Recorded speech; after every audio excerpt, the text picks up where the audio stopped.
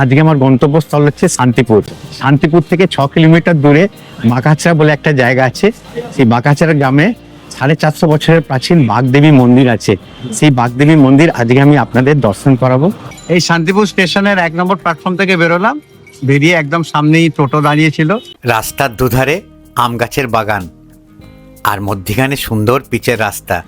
মা বাগদেবীর মন্দির মেন পিচের রাস্তা থেকে অনেকটাই নিচে, প্রায় 12টা সিঁড়ি দিয়ে নেবে সমতল জায়গায় মায়ের মন্দির অবস্থিত।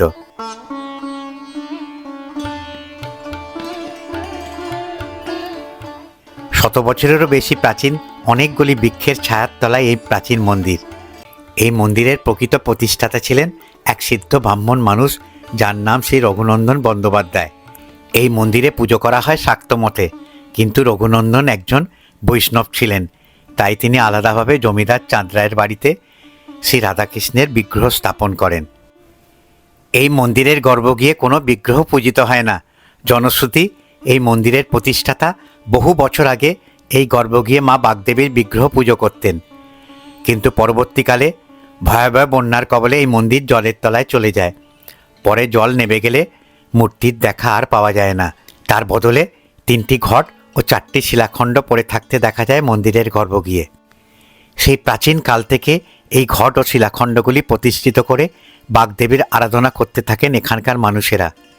কথিত আছে, মা সকলের মনস্কামনা পূর্ণ করেন যদি সেই ভক্তের মনে মায়ের উপর অগাধ বিশ্বাস থাকে। শ্বেতপাথরের বেদির উপরে 3টি ঘট প্রতিষ্ঠিত, প্রত্যেক ঘটের উপর চূড়া বসানো। প্রথম ঘরটি মা বাগদেবী, দ্বিতীয় ঘরটি মা দক্ষিণাকালী, আর শেষের ঘরটি মা তারারূপে পূজিত হন। ঘটের ডান দিকে 2টি শিলাখণ্ড, বড় শিলাখণ্ডটি বাবা মহাকাল ভৈরব আর অন্যটি ফুলের তলায় বটুক ভৈরব। ছোট শিলাখণ্ডটি মিষ্টির বাটির পাশে মা ষষ্ঠীরূপে পূজিত হন।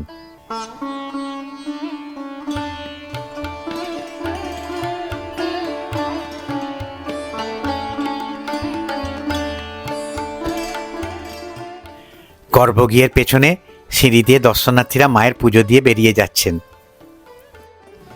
সিঁড়ি দিয়ে নেবেই ডান দিকে লোহার গ্রিল দিয়ে ঘেরা বহু বছরের প্রাচীন গাব গাছ।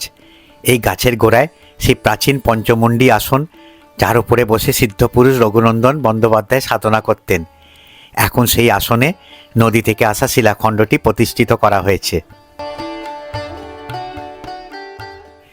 বহু ভক্তরা তাদের মনস্কামনা জানিয়ে এই গাব বৃক্ষে ইট বেঁধে যাচ্ছেন, এই আশায় মা তাদের মনস্কামনা পূরণ করবেন বলে।